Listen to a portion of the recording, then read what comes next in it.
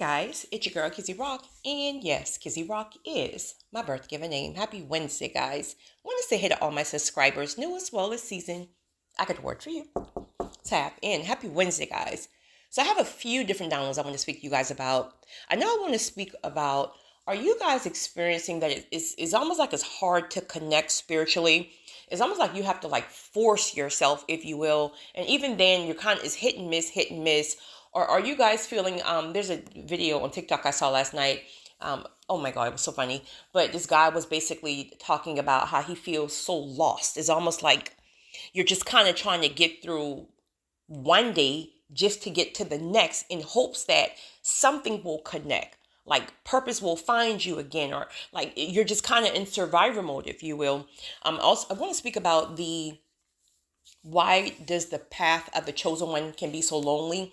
I was watching one of Pastor R.C. Blake's video last night that inspired me, ignited me to make this recording. And one of you guys, I think it was Janice in the comment section, wanted me to touch on this again briefly. I also want to speak about, for some of you, God is going to give you a whole new trajectory for your life. The path is going to look completely different than what you think it was going to look.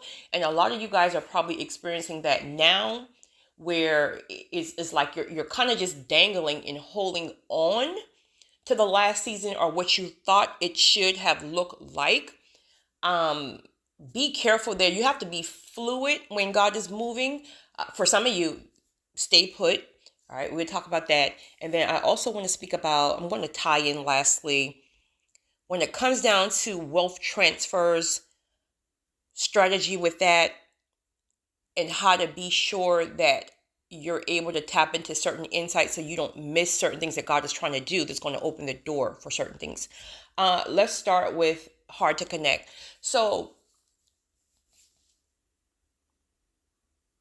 the guy on TikTok last night, he was just like, handsome white guy. He was just like, listen, I don't know what's going on, but are you guys, like he's talking to his audience, he's like, are you guys feeling like your goals, your dreams, or what you even thought was purpose, like it is almost like everything's non-existent. It's almost like you're just trying to get through one day, right? Go to work or whatever you're doing, go to work just to come home and watch the clock and go to bed, hoping that tomorrow will give you some kind of fulfillment again, get you back in some kind of alignment again, right? You can hear from God again, and then you wake up and it's just the same thing. And he was like, guys, he's like, I don't even know. Like, I'm the guy that always have something to do when it comes to purpose and calling, right? Outside of his career. He's like, I'm the guy that always he's like, I have nothing. I don't even feel like I have my own thoughts. He's like, I haven't even had a thought in months. He's like, I feel like I'm just sitting here. I'm just sitting here in a posture of surrender, and there's absolutely nothing I can do. And to be honest, this is what he's saying, and to be honest, I don't even know if I care anymore. Like not care as in not care to be here, but almost like not, because I think at some point we would feel like we got to be doing something, like something has to matter, right? But it's to the point, like, I mean, I feel like that point of not caring is truly what fully surrender feels like. That's really where God wants us to be a lot of the times, if not all. Fully surrender. The issue with fully surrender is it's very uncomfortable, because as human beings, right, we need to know when, how, like we got to know something. But many of us, we just don't know. We don't even know the next step. Like with many of us who are tapped in, God shows you, especially my visionary, right? He shows you certain things, so you know the next step. You know, even if you can't touch it, if you will, you know, like what it is or a piece of what it is. Most of us have nothing. Absolutely nothing. It's almost just like sit your behind down, close your mouth, and just relax your nerves, right? So guys, if you're going through that, just know that you're not the only one. I think there's a number of things going on. For one, listen, we're in a spiritual shift right now. There's a shift going on. So many of our spirits are not at ease, if you will. I think a lot of people, again, are like in fight or flight. And it's a very uncomfortable feeling, not knowing. So we just have to trust God, right? Knowing that He knows best. Obviously, we don't know what we're doing, knowing that He knows best. And we just have to be still until this shift happens, and until He comes back and say, all right, now it's time to X, Y, and Z. Until then, we just gotta keep doing what we know to do.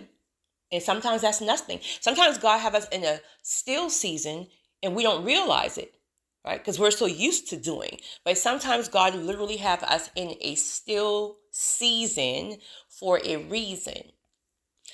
Also, a lot of the times before you hit a season of just straight chaos, like before your world is turned upside down and you're getting thrusted in elevated places or whatever, like you're going to wish you had seasons of stillness. So maybe He's calling us to rest because He knows the next season is going to be busy. Also, these folks are putting stuff in our foods. They're implementing all kind of fear tactics to keep our frequency low. So there's a whole lot of stuff that's going on, right? People feel they're not hearing from God. So it's a lot going on. But just be still, and just trust the process. That's all we can do. Why is the life of a chosen one so lonely? Now, personally, there's my thing here, whatever. There's a difference between lonely and being alone. Personally, I don't feel like a life of a chosen one. I mean, I don't know everybody. I'm sure there are people who feel like their life is lonely, if you will. But I feel like chosen people, your life is so fulfilled with purpose and calling. And of course, again, we're in different seasons. Like some people may be feeling lonely right now, because again, a lot of people don't really feel like they're tied into purpose and calling right now, right? But overall, the thing of the matter is, it was always designed to be that way. It was always designed to be that way. Like Pastor was saying in the video last night, and I completely agree. I've always said this. A lot of the times, people are not going to be able to see what you see. God gave you a certain vision, a certain revelation, a certain this, that, and the third. The average person will not be able to see that. Instead, and this is why a lot of the times God requires us to keep our vision quiet, unless it's for wise counsel or certain things that He may direct. But a lot of us have visions that we have yet to speak on, because God had been clear about that. Because here's the thing with the average person, and I'm not saying anything's wrong with average people. I'm just saying they can't tap into certain things that you can tap in as a chosen one. There are certain things that God give you that the average person is going to think you're insane. So they're going to try to talk you out of it because they're thinking from a surface level. They're going to tell you that you're thinking too big, or God would not do this, or God would not do that, and this, that, and the third. So you have to be careful, because if you really admire these people can be wise counsel, pastors, and people that you deemed to be more spiritually inclined than yourself. So these can be people that you actually admire. But if they say something to you, like, I don't think that's God, right? It can shake some things. Now, not me personally, this is just me. Me personally, I feel like I hear from God so very, very clearly and direct. And I know that I know that I know. Not to say that I've never missed it, if you will, but there's nobody who can talk me out of something that I really, really feel, right? I listen and I can respect their opinion, but then there's something in my mind and my spirit that knows that I know what I feel, right? But that's not everybody. Some people, they can be talked out of certain things. So God is telling you to remain quiet. So many times you don't have a large group of people in your life for that reason, one reason.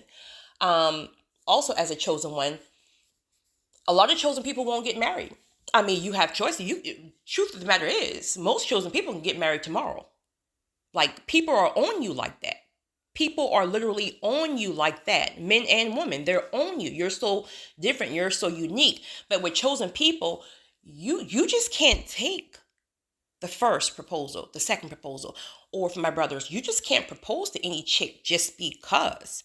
No, like God have conditioned you to know that you're not average. So you just can't go out here and marry like the normal person because it looks good on paper, or because you maybe love someone. Not saying anything's wrong with that.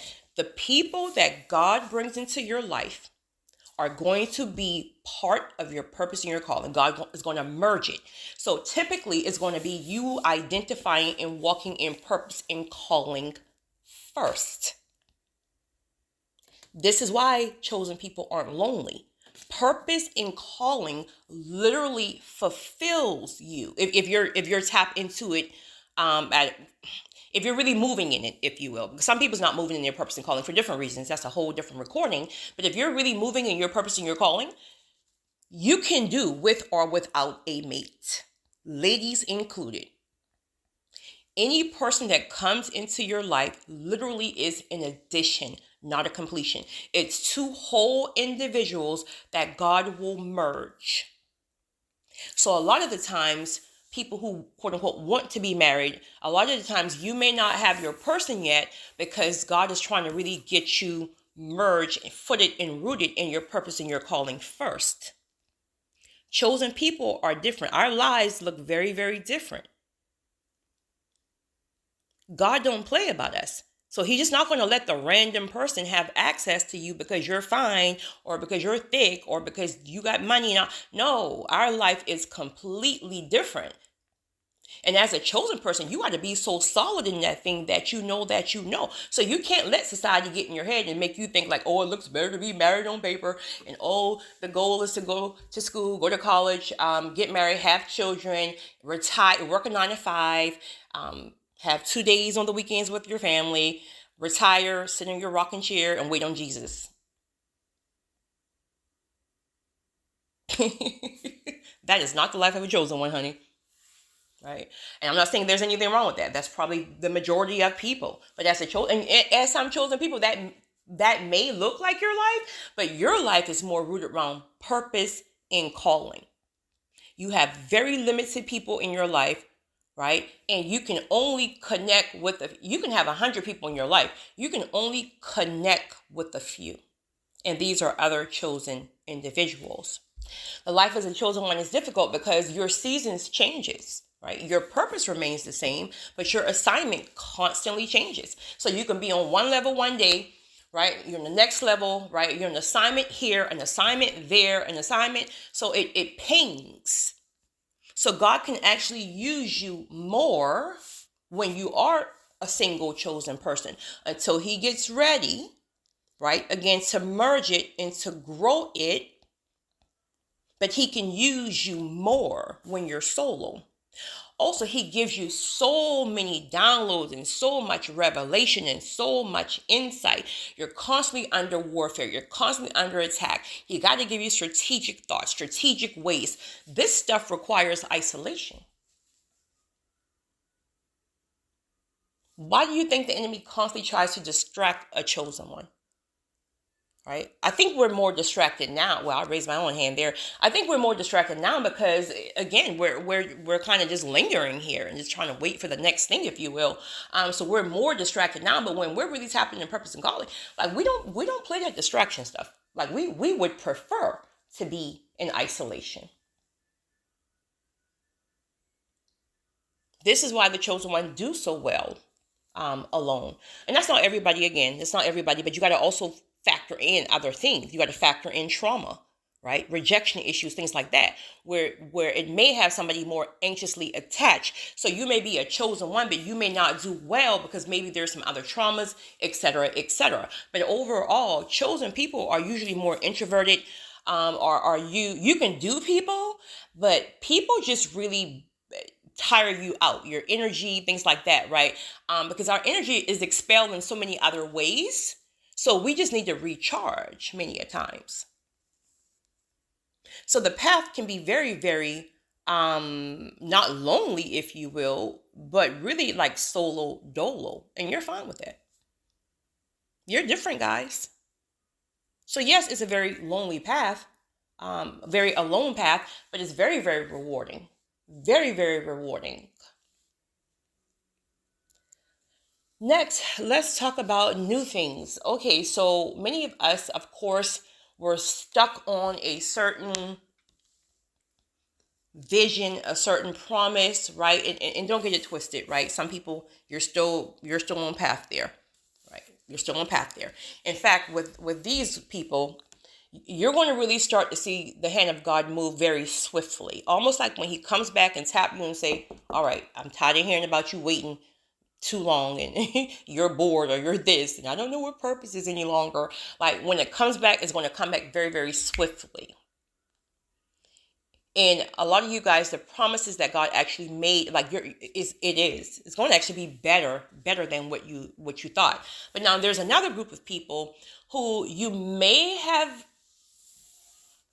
concocted some things yourself and said it was God and said it was right, but really it was your own flesh tied up in some things, but you really locked on to that thing because a familiar spirit got attached to it and just had you like focus on something. Or it may have always been right, but then certain things are not working out on the other side. Certain people maybe are not in obedient to God. Listen, you have to be fluid. You have to be fluid. So if God says for whatever reason, all right, I need you here, right? I'm going to open up a door where you're here. You're going to be out the country. You're going to start this particular ministry. You're going to start this particular business. Or I'm going to introduce you to a person who does not look like the person I told you that I'm going to send to you, who will be your purpose partner, kingdom spouse, etc., etc. What can happen a lot of times if we're locked in, and I mean locked in to what you want or what you thought, and there is no room to be fluid for God to get in there and change some things, you could mess around and miss your whole next season. You got to be fluid, right? I'm a very, very determined person. Like if I see it, it's mine. If I have the okay, right? But I'm also fluid. So I'm determined and I'm locked in, but I'm also wise enough to know that when I hear from God, I won't move too quick on it. But if I keep hearing and then doors keep opening and things are aligning in one direction, oh, I'm gone. I'm gone. You got to be fluid. You have to be fluid. So for many of you guys, your life is going to look completely different soon than what you thought. And it's going to be like you're going to be happy because it's going to be so much better than what you actually thought. It's going to be completely different. It may not be easy because he may call some of you guys again to leave the country. Some people may have to leave their family. Some people, like, it's going to be something that challenges you, right? That's purpose, right? It's going to challenge you. It's going to be bigger than you. So if you deal and struggle with fear, or if you have to see everything before you take the step, even though you feel like it's God, you may struggle. So just ask God for strength when it comes down to fearlessness, boldness, etc. Next, let's talk about restorations. I've been hearing God talk a lot about I've been receiving downloads in regards to restorations for a while now, right? It just may be that God have us in a still posture again because he's working some things behind the scene. So a lot of us are going to see restoration when it comes down to the things that the enemy has attacked in this season or even last season. This can look like finances for some people. This can look like health for some people. This can look like relationships and even marriages for some people. But the very thing that the enemy has attacked, right, you're going to start to see a lot of restorations take place. And it's almost like you're going to get triple for your trouble because you stayed faithful, right? You didn't, I mean, you might have slipped, but you didn't, you didn't, even if you got off course, you got back on. So there's going to be a lot of restoration. Also, this just hit me. Those of you who've been hurt and harmed and betrayed and like something has happened to you, and it wasn't your fault, and it's almost like God is going to bless you, right? Stop feeling like you always get the short end of the stick. And I get it, right? Chosen people typically do, but like you get the short end of the stick and someone has hurt you again and you've been so innocent. And why do these things keep happening to me? Like God don't want us in that victim mentality. We're too blessed for that. That's their loss. Your restorations and your blessings are going to come back from God, not from the people who hurt you. Stop seeking for validation from the people who wounded you, hurt you, betrayed you, left you, cheated on you, or whatever. Listen, let that go. Let that go. Let that go. You're going to miss your own blessing. Ask God for strength to forgive and release, but stop looking for validation, right? From people. Is almost like you want the apology, and I mean it'd be great if they do, but whatever. Like you want the apology, you want the closure, or you want some kind of, I don't know why I'm so heavy on this, got to be somebody listening here.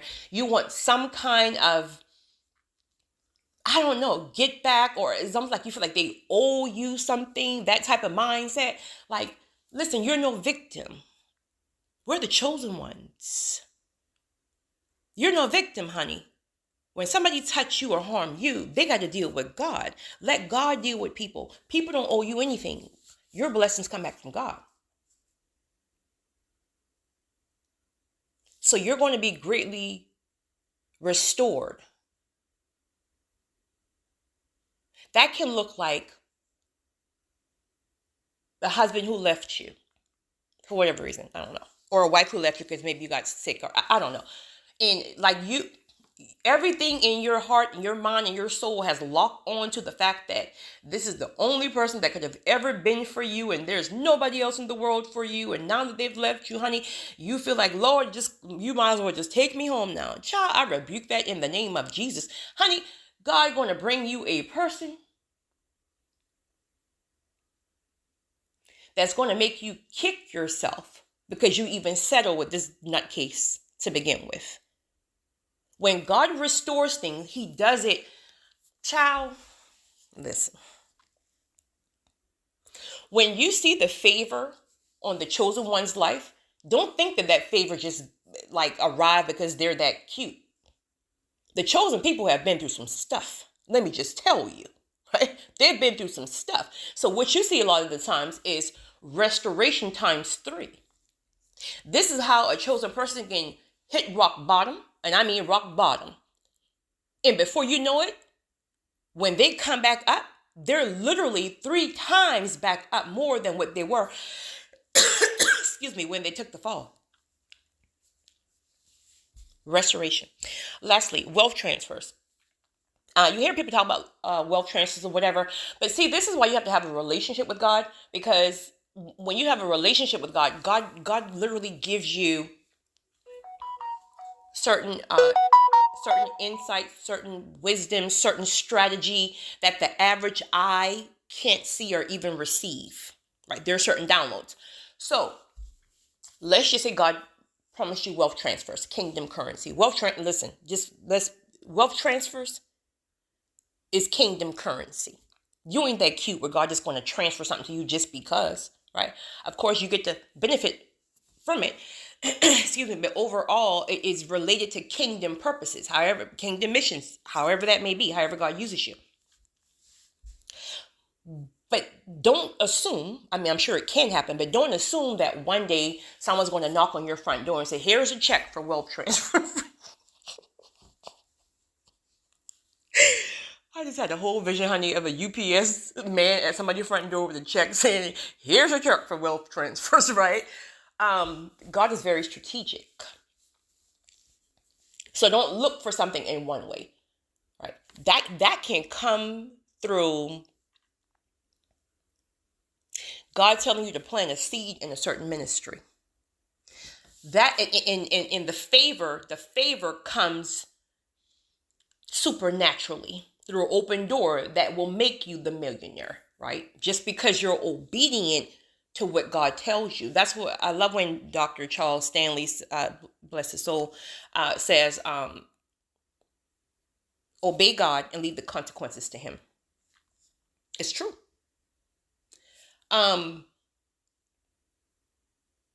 Speaking of that really quickly, a couple of days ago, I made a recording in regards to accountability. And I was saying that I got convicted to call and make amends and took ownership of my part, accountability, et cetera, et cetera. And I didn't want to do it, but I did it because obedience.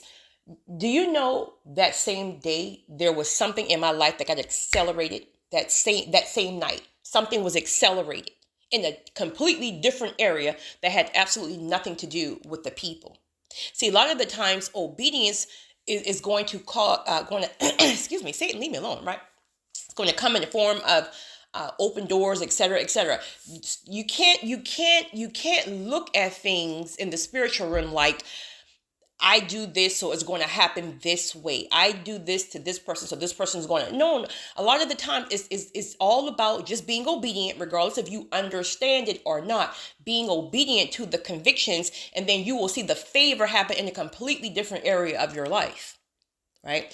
But back to these wealth transfers. So that can look like, that can look like God literally giving you a download. You may have never even had a conversation or understood about stocks in things like that, right? You may have came from a family where literally is speaking of that really quickly, let me jump back to While the Path of the Chosen One So Lonely, because Pastor Blake's talked on that, and it's so true.